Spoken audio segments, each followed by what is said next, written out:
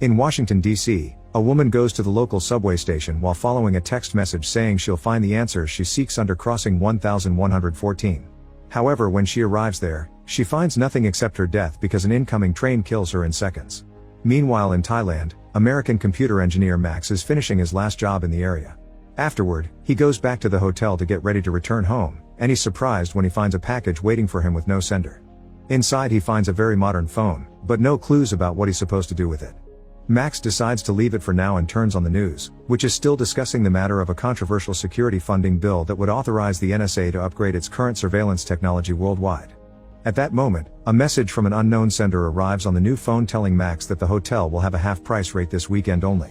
When Max checks with reception, he gets confirmation that the promo is true, so he decides to stay 2 more days. At the same time in Russia, a bald man also receives a text message letting him know another phone has been detected. During the weekend, Max relaxes and has fun while still keeping up with the news, allowing him to learn the bill hasn't passed because of 1 vote, yet NSA director and bill supporter Burke refuses to comment on it. Watching the news also makes Max learn of a shocking surprise. The flight he had supposed to go home on crashed shortly after takeoff and nobody survived, meaning Max is alive, thanks to the phone message. Speaking of the phone, Max gets another text telling him to buy shares of a company named Scissor, but he decides to ignore it. Later when he walks by the reception, Max congratulates the employees on the hotel's smart way to market their promos, but they don't know what he's talking about. When Max returns to his room, he tries to call the phone company to try to find out who sent the message, but their system says unknown sender as well. To make matters more mysterious, the news shows that Scissor's shares are skyrocketing, so Max has missed a huge investing opportunity. The next morning, Max gets a new text message telling him to go to Prague in the Czech Republic, and this time he decides to obey. As soon as he arrives at the airport, a Russian cabbie named Yuri offers to drive him into town in his old car. He's very pushy and Max is hesitant, but he ends up accepting because Yuri offers a flat cheap rate. During the trip, Yuri's surprised to see Max's phone because that model isn't officially out yet and takes the chance to give him his card since working with gadgets is his part-time job. Once he's at the hotel, Max calls the courier company, but they aren't allowed to share information about senders since it's a matter of privacy. At that moment, he gets another message telling him to go to the casino and play slot machine 13, which will hit jackpot in 4 more spins. The machine is currently taken, but Max is so desperate not to miss another opportunity that he pays the current player €100 to take over it. The man leaves, thus Max gets to play next, and just as the text predicted, he wins the jackpot. Since the casino has security cameras everywhere, this whole exchange is noticed by the security team and leader John orders his men to keep an eye on Max. Next, Max gets a message to go to blackjack table 6, and he exchanges his prize for chips to bet it all as the text says, earning him another win. John notices Max looking at his phone while he plays, so he sends one of his security guards to tell Max that phones aren't allowed in the casino. Not willing to give up this opportunity just yet, Max calls Yuri to see if he can help him find a way to access the texts without carrying the phone with him. Yuri accepts to help, but it'll take a few hours, so Max returns to the hotel where he finds a couple arguing in the corridor. Camilla seems to want to get away from a crazy man and Max comes in her defense, which earns him a punch from the guy that knocks him out. As soon as Max is unconscious, Camilla reveals it had all been an act and clones his phone's SIM card before waking him up. With the other guy gone, Max takes the chance to flirt with Camilla and they agree to talk later. Meanwhile, John's team discovers there's no record of Max's messages in any system, which shouldn't be possible. Back to Max, he meets with Yuri again, who installs a Bluetooth text-to-speech transmitter on his phone, allowing Max to go into the casino with only an earpiece. Yuri's also impressed by the anonymous texts since they're hiding the sender, and Max wonders if he can find out who sent them, but unfortunately that requires a level of hacking that Yuri can only do in Moscow, where he has all his advanced equipment and connections. Max returns to the casino and following the instructions in his ear, he manages to win again. Seeing this on the security cameras, John and his men go after him, chasing him through the building. Just when he's about to make it outside, Max is blocked by Special Agent Dave from the FBI, who arrests Max on the spot. John tries to stop him, claiming Max is their guy, but Dave doesn't listen and takes him away while reminding John he isn't an agent anymore. Moments later, Max is taken to an abandoned warehouse, where Dave interrogates him about the phone by threatening him with his gun. Max swears he doesn't know anything and Dave believes him, so he leaves him alone for a while. Afterward, John arrives at the same building, having used his resources to find out where Dave is hiding. Seeing as John won't leave without answers, Dave shares the information he has. They're investigating people receiving financial tips via text messages. All the recipients are American, but otherwise they seem random. The first one was an executive at a major credit bureau, the second was a realtor, and the third one was the woman from the subway station, who turns out to be an IT administrator at the Department of Defense. In fact, one of the messages asked her to shut down the firewalls to the Pentagon servers. The sender is always untrackable, and the receipts can't be interrogated because they all died in suspicious circumstances. They found Max in advance thanks to the FBI working with Burke's advanced spying system, which allowed them to intercept the texts. John and Dave agree to work together, and Max joins as well to avoid being sent to jail. Dave will keep the phone for the night, and Max mustn't leave the hotel for the sake of his own safety. The next day, John goes to see Mueller, the casino owner, who orders John to use as many resources as necessary to find the person behind those texts. Meanwhile, Dave calls Burke, who agrees to go live with his tracking system in 3 hours. At the hotel, Max is bored until he gets a call from Camilla, and they get a drink together at the hotel bar while bonding over personal anecdotes. Unfortunately, their little date is interrupted by John and Dave, who have come to pick up Max in order to start a plan. They've isolated the trace and now they need 3 messages for a lock, so Max will have to follow the instructions as usual until it's done. To achieve this, John gifts Max some extra chips to get him started. Max returns to the casino and bets it all, but this time, he loses and receives a message explaining this has been a warning.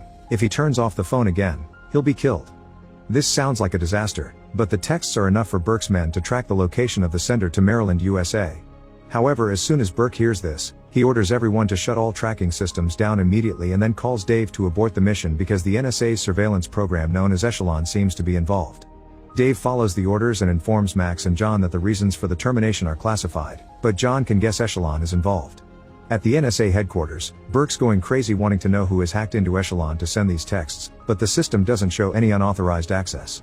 Sometime later, John informs Mueller that Dave left with the phone and his theory about Echelon, so Mueller orders him to keep an eye on Max. Since he's still alive, this mysterious organization may contact him again. In the evening, Max visits Camilla at her home, where they share their dreams for the future and spend the night together. The following morning, while Max is distracted, Camilla gets a phone call that reminds her to keep Max busy and inside the apartment. In the meantime, the phone gets a text with an address, so Burke orders Dave to send an agent pretending to be Max. Dave doesn't think they can trick the texter like this and he turns out to be right. When the agent reaches his destination, he's killed in a car crash caused by someone manipulating the stoplights. Back to Max, he's keeping himself busy by researching Echelon, which allows the NSA to intercept every phone call and email citizens send. The update that wasn't approved by Congress would have allowed them to put a camera in every person's home too. Wanting to distract him, Camilla gets affectionate and mentions Omaha, Max's hometown, which he never told her about. Heartbroken, Max realizes Camilla is working for someone, but before they can discuss things, Camilla notices a sniper on a roof across the street and pushes Max to the ground before he's shot.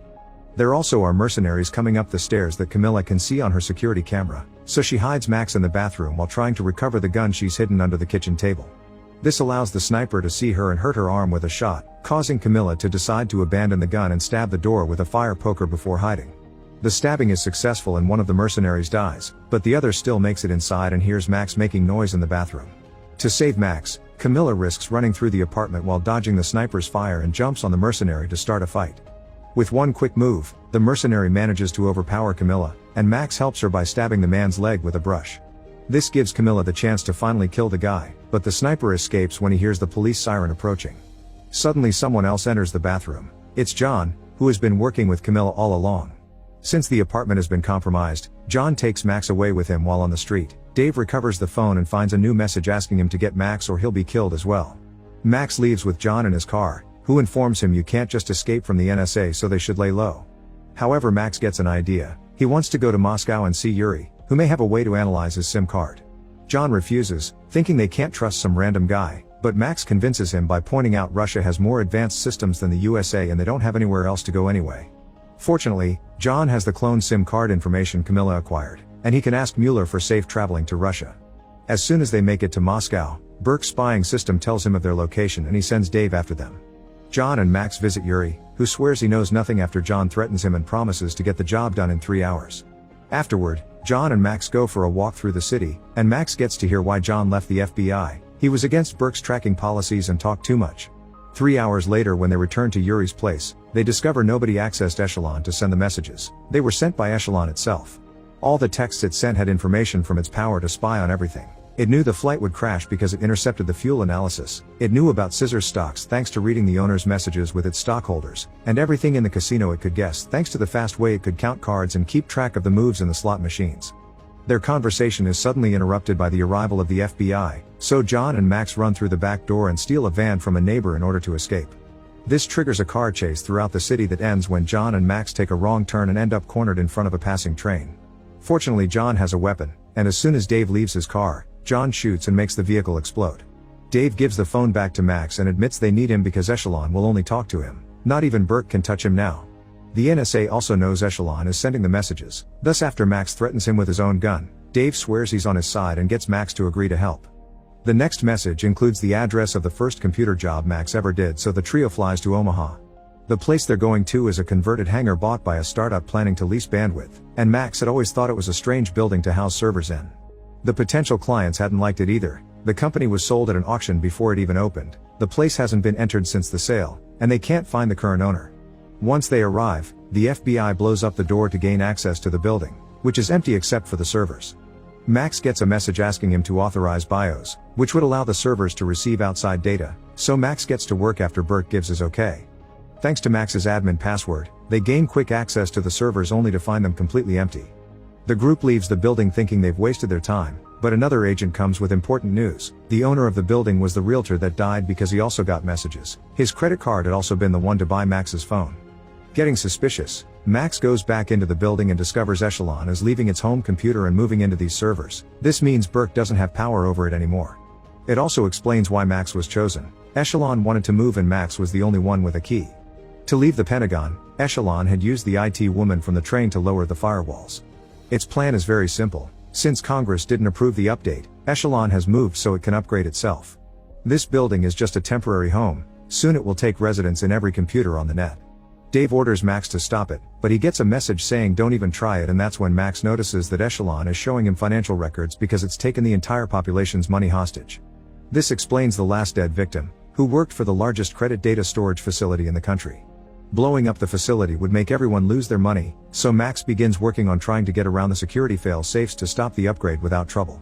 Dave calls Burke to update him on the situation, but it turns out that Burke doesn't want them to shut Echelon down because this is what he had always wanted, and now he doesn't need to wait for Congress to change their minds. He even has permission from the president. Dave and John refuse to follow these orders, thus Dave gets fired and Burke sends the other agents after them. While Dave and John do their best to defend themselves from the incoming attack with the few weapons they have, Max has an idea when he realizes the computer has a camera and a microphone, so he puts on the earpiece and manages to talk directly to Echelon. Max begins asking questions, and Echelon explains that its basic mandate is to protect the national security of the United States, which it defines as a nation of citizens with freedoms protected by the Constitution. Any threat to that freedom must be eliminated, which means Max still can do something. He makes Echelon search for all online articles that spoke against the update bill. By learning all this information, Echelon comes to the conclusion it is a threat to American freedom and shuts itself down just before the FBI overpowers Dave and John and everyone gets arrested.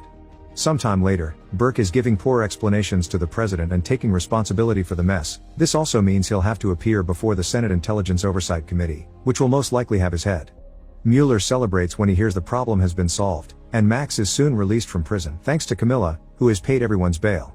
Nobody will be pressing charges because they don't want the public to learn about what happened. With Burke in trouble, John considers Dave's offer to come back to the FBI while Max reunites with Camilla, who explains Mueller sent the money for the bail and has also sent a hefty check for Max's thanks. Deciding he needs a vacation, Max invites Camilla to France, since that was her dream. At that moment, Max gets a message from Yuri, who congratulates him on a job well done. Speaking in Yuri, he's still in Moscow, but things are changing for him. After shaving and changing his hair to look neater, he puts his captain uniform back on because he's been part of the Russian security service all along. The bold man from the beginning is his boss, who commends him for his actions and points out they've helped the Americans to make the right decision. Make sure to subscribe and turn on notifications so you can watch more videos like this. Thanks for watching.